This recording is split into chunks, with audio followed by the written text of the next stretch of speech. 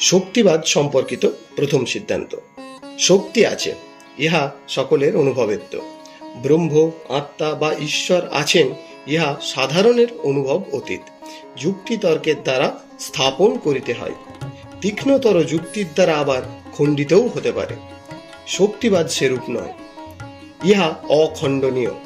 শক্তি নাই বলার সামর্থ্য কাহারও নাই। শক্তি অস্বীকার করিতেও শক্তিরই প্রয়োজন হয়।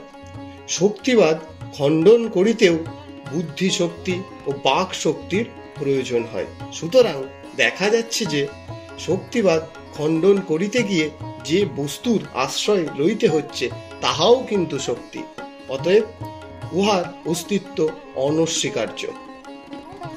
বাংলাতে আবার শক্তিবাদকে এগিয়ে নিয়ে যেতে আপনাদের সকলের প্রয়োজন। আপনারা সকলে নিজের ইতিহাস বা নিজের যে রীর, সেই শক্তিবাদকে অবশ্যই জানা সকল বাঙালির প্রয়োজন।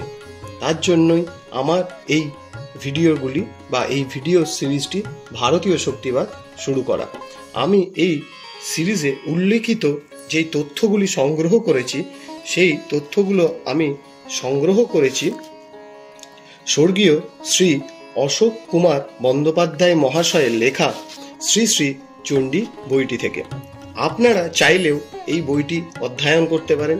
এতে শক্তিবাদ সম্পর্কিত এবং শ্রী চণ্ডীর এত সুন্দর বিশ্লেষণ আছে যা আপনাকে মুগ্ধ করবে এবং আপনার ইতিহাস, বাঙালি যে শক্তিবাদ বা শক্তিক্ষেত্র তা জানতে আপনাকে প্রচুর পরিমাণে সাহায্য করবে। শক্তিবাদ বাঙালির একান্ত নিজ বিষয় এবং তন্ত্রও কিন্তু তার সাথে বাঙালির একান্ত নিজ বিষয়, এবং প্রচুর পরিমাণে ইনফরমেশন এই বইয়েতে আপনারা পাবেন বা পেয়ে যাবেন। এবং যেনারা এই বই কিনবেন না, তারা আমার এই ভিডিও ফলো করে এই বই সম্পর্কিত যাবতীয় শক্তিবাদ তত্ত্ব আমি এই ভিডিওর মাধ্যমে আপনাদের কাছে তুলে ধরার চেষ্টা করব।